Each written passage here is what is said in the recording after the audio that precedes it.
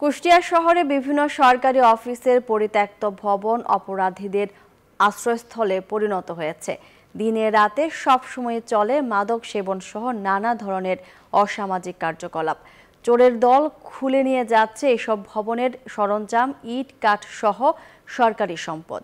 জনবল সংকটের কারণে পাহারার ব্যবস্থা করা যাচ্ছে না বলছেন ভবনের দায়িত্বশীলরা। সুশীল পুলিশ প্রশাসন আকস্মিক অভিযান চালানোর কথা বলছে, তবে জায়গাগুলো ফেলে না রেখে ব্যবহার করার পরামর্শ দেওয়া হয়েছে। জাহিদুজ্জামানের প্রতিবেদনে বিস্তারিত। কুষ্টিয়া শহরের থানাপাড়ায় এই ভবনটি 1897 সালে স্থাপিত। একসময় ছিল কুষ্টিয়ার প্রধান ডাকঘর। পরিত্যক্ত ঘোষণার পর হাসপাতাল মোড়ে ডাক বিভাগের নতুন ভবন হয়েছে, কিন্তু আগের পরিত্যক্ত ভবনটি পড়ে আছে অযত্নে, অবহেলায়। এমন চিত্র শহর জুড়েই। সমাজসেবা অধিদপ্তর, ডি-টাইপ কোয়ার্টার সহ অসংখ্য সরকারি পুরাতন ভবন এখন পরিত্যক্ত। মাদকসেবী ও চোরের দল এসব ভবনের ইট পর্যন্ত খুলে নিয়ে যাচ্ছে। দিনে রাতে মাদক সেবন সহ নানান অসামাজিক কাজে লিপ্ত হচ্ছে। এখানে কোনো মাদকসেবী এবং চোর আনাগোনা হয়, এখানে বাড়ির আশেপাশেও জিনিস চুরি হয়ে যায়। মানুষ ময়লা আবর্জনা এখানে নিয়ে এসে ডাস্টবিনের মতো ফেলা ব্যবহার করছে। স্বাস্থ্যকর অল টাইম হানিকম, সব সময় অল টাইম হেলদি লাইফ।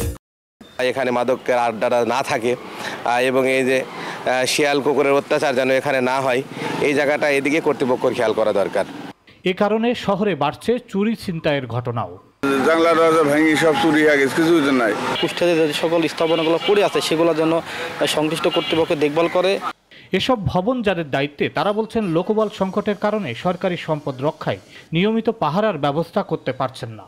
আমি সম্প্রতি যোগদান করেছি, আমার কাছে এরকম কোনো তথ্য এখন পর্যন্ত আসেনি। আমি আসলে পারে যে আপনার কাছে শুনলাম, আমি আমার কর্তৃপক্ষের সাথে যোগাযোগ করে অবশ্যই ব্যবস্থা নিব। তবে ভবনের জায়গাগুলো অন্য কাজে ব্যবহার করা গেলে সমস্যার সমাধান হবে বলে মনে করছেন সচেতন নাগরিক।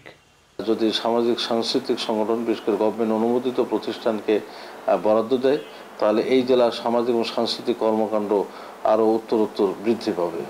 একই মত পুলিশেরও, বলছেন আকস্মিক অভিযান চালানোর কথাও। অভিযানগুলো পরিচালনা করেছিলাম, আবার আমরা শুরু করব যাতে এই ধরনের কোনো কাজে এই পরিত্যক্ত ভবনকে ব্যবহার করতে না পারে।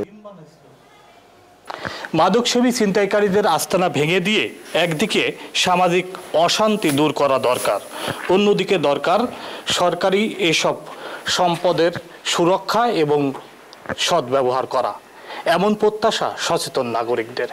জাহিদুজ্জামান, নিউজ 24, কুষ্টিয়া।